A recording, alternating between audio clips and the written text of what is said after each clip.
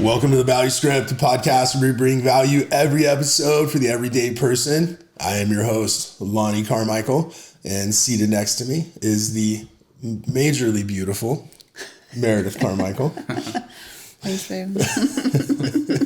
Well, I feel like I'm in a little bit of a biblical mood here, so I want to go into another parable that we talked about recently, and this was in we went to church, and this was in the Sunday school manual presentation.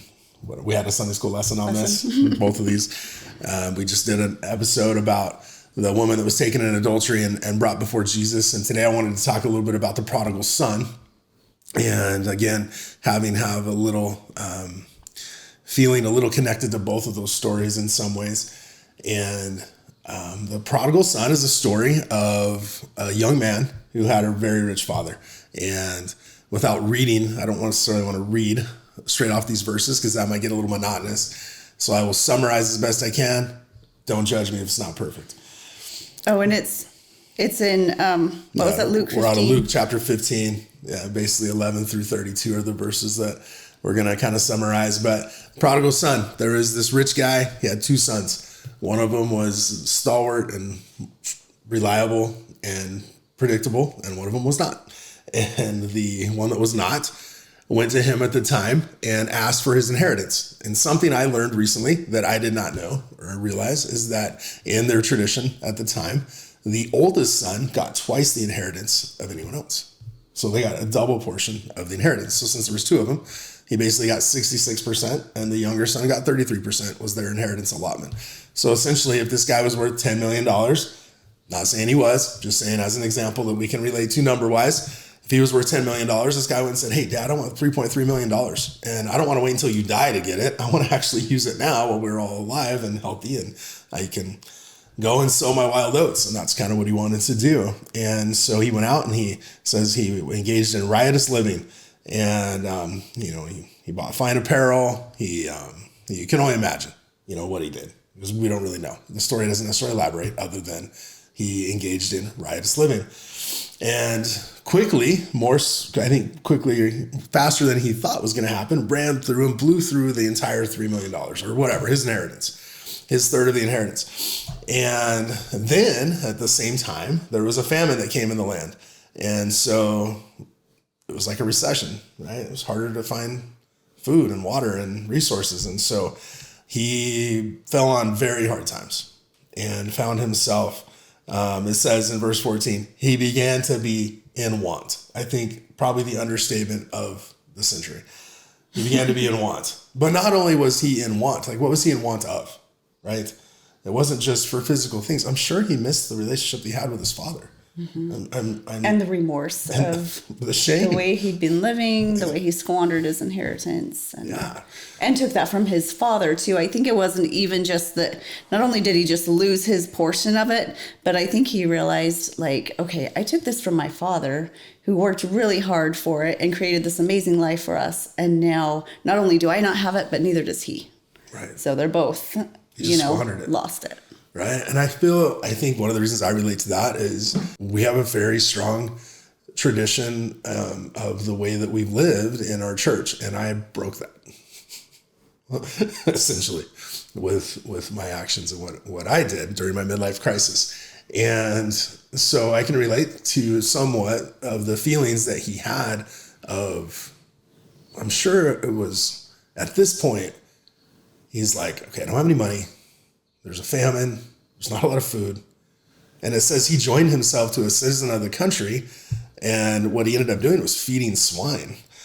At that time, their tradition, cloven animals were unclean. So he was finding himself amongst the most unclean elements that he has been taught that could be in his life. And he realized, like, I can't do this. I'm going to have to go back to my dad. I'm going to have to go back to he's the only one that can save me here. I imagine that was really hard. Mm-hmm. He waited until he was feeding the pigs and eating with the pigs. Yeah, he was destitute. Like, he was in the worst place possible in his life before he went back. And he went back and he just said, you know what, Dad? He ends up going home. And he at some point says, I am not even worthy to be your son anymore. Let me be one of your servants. Let me be your servant. Yeah, I cannot imagine what he felt internally, like on his way back home. You know, if you just think about the internal dialogue that you would have with yourself, like, what am I going to say to my dad? Like, how's he going to feel? How am I going to be received? But like, maybe he'll let me be his servant. Right. Because he was thinking, even the servants at my father's home are doing better than I am. And what internal dialogue would you have? Right. You know, you're going to have to eat some crow, as they say. You know, you messed up. Everybody knows, right? It's really difficult. And I found that being able to relate to that and trying to continue to go to church, and it wasn't the way anyone else made me feel. It was just the way that my internal dialogue spoke to me about, you're unworthy. You're not as good as the rest of these people. You majorly messed up. And it was hard. It was very hard. And honestly, I can't even take credit for having the strength to do it. The only reason I continued to walk forward was because of you and our family and the traditions and teachings and things that we're trying to culturally instill in our kids. That was where I got the strength to move forward. But had I been left on my own, I don't know that I would have gone through that process. And so he goes, and then he has a brother who is basically perfect. His brother never left. His brother, as he approaches the home, is out actually working in the fields faithfully, just like his father had asked him to do. And as he approaches the home, it says that his father, saw him coming and approaching. And he called to his servants, and he told them, bring forth the best robes, put it on him, and put a ring on his hand, and put shoes on his feet, and bring hither the fatted calf, and kill it, that we may eat and be merry. For this my son was dead and is alive. Again, he was lost and is found. And they began to be merry. His elder brother, as he was in the field, he came, it says, drew nigh to the house. He heard the music and the dancing. And he called to one of the servants and said, hey, what's going on? What are we doing here, right? And his brother wasn't very happy. And verse 28 says, and he was angry and would not go in. So the dad actually goes out to find the older brother, and it's like, hey, why aren't you in here? And he's like, what the heck? I've been here this whole time, and you're throwing the party for this guy that left, squandered all your wealth, went and did all these bad things. What are you doing? And the brother was bitter, right? Mm-hmm. I don't know why. In my mind, I guess, I'm kind of on the other side of it. So of course I have this perspective, but in my mind, like, what's the brother have to be bitter about? He's still got $6.6 million.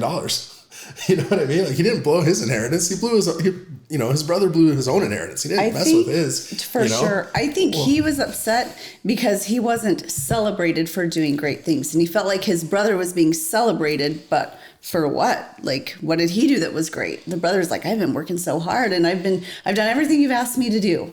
Like, why am I not being celebrated? I think it's that made him. So this is kind of what I want to dig into. When this was brought up in church, it was a little frustrating for me because people were like, why did the prodigal son take so long to return home? And the number one answer was, pride. It was his pride. It's so hard to get over. It's your pride. And that may have been some of it.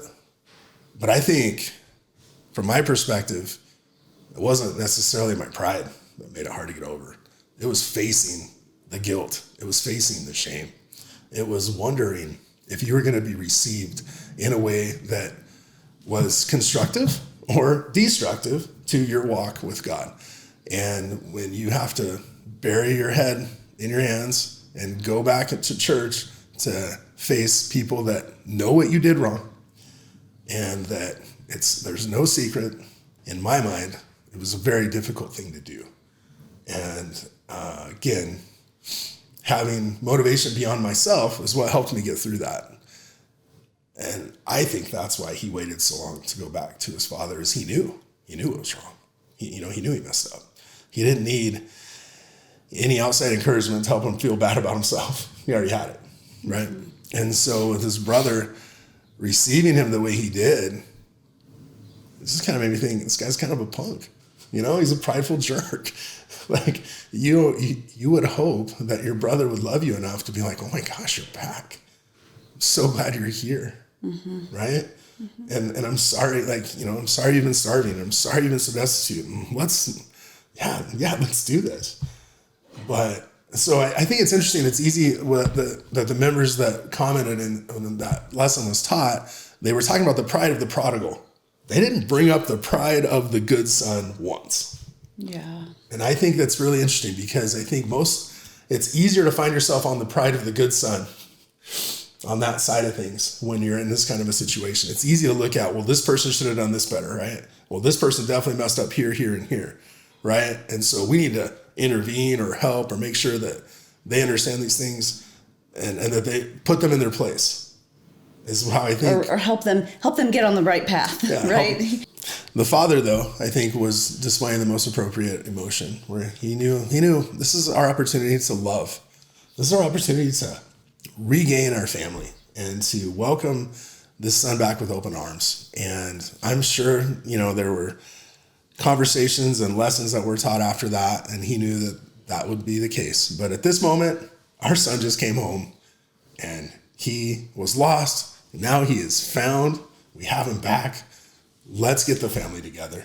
And it is something we're celebrating, that somebody would be willing to come back and come home. And you throw your arms of love around them. Again, going back to Jesus's first 2 commandments, right? Love God with all your heart, might, mind, and strength, and love your neighbor as yourself. And, I think more often than not in our lives, we find ourselves in this predicament but don't realize it. And we silently judge others, and rather than taking the opportunity to love, or maybe I shouldn't say that as a statement. Perhaps you should ask yourself in your walk, in your life, are we finding opportunities to love others, or are we finding reasons to judge others? And what is our reasons for the judgment? Is it to make sure that we are maintaining a status in our own mind of, well, at least we're this good, or at least we're not that bad? Or is it to maybe trying to help somebody, like, hey, you're kind of screwing up here. You need to do better. Sometimes it's well-intended. It's not always malicious. But any of those times we find ourselves in these situations, we need to err on the side of love. We need to err on the side of loving people the way that Jesus would and doing what he would do. That is to open your arms, throw your arms around these people, give them the support that they need, and help them on their journey. And that is our role. It is not our role to judge. It's not our role to shame. It's not our role to make sure these people feel guilty. Our role here is to love. I saw something so neat, I don't know, a week or 2 ago. It was just scrolling through Instagram, and there was this mom, and she said she'd had 2 sons that had served missions. And when those sons came home from their missions, there's like a big party, for anybody that's not LDS. When your child comes home from a mission, it is a celebration. You haven't seen them for 2 years, or your child comes home from a mission, and that is something to celebrate. And she said she had a child that came home from a mission early. And she said when that son came home, that means he messed up in some way. He did something wrong, broke a mission rule to the point where they no longer allowed him to continue serving his mission. Mm-hmm. Or maybe it was something that happened before his mission, but either way, he had to come home early. And she said, we didn't have a big party. We didn't have a big celebration. It was a different dynamic when he came home. And she said, I regret that so much, because anytime that a child comes home, anytime, that is a reason to celebrate. Anytime. And I just thought, what a beautiful lesson to learn, that her child was there, and regardless of the circumstances, he needed to be welcomed home and loved in the same regard. And again, in the story of the prodigal son, how wise the father was to have the correct perspective from the beginning, rather than this wonderful mother had to learn the hard way. She had regret, and she had remorse. But how amazing that she shared it, right. And didn't just keep it inside, but helped others to be able to learn from that too. And I love what you said about, like, the lessons can be taught later. Like, I'm sure they did have conversations, like, okay, what can we do better going forward? And anyway, I'm sure the prodigal son was like, hey, Dad, all right, I way messed up. How do I not do that again? Or what's my pathway moving forward? Right. You know, I'm sure he had to have had some conversation like that. Yeah. And it was going to come. It wasn't the brother's job to sit there and make it stick, you know? And I think a lot of times as men or as humans, imperfectly running a church as best we can, sometimes we need to make it stick. And I don't know. Again, being on the side of it I'm on, it hurts. And sometimes you don't need to make it stick so hard. And we need to err on the side of love. Yeah. All right. It's your turn. We want to hear from you. What were your thoughts on this? Let us know in the comments. And don't forget to like, share, and subscribe. And we'll see you next time on another excellent episode of The Value Script.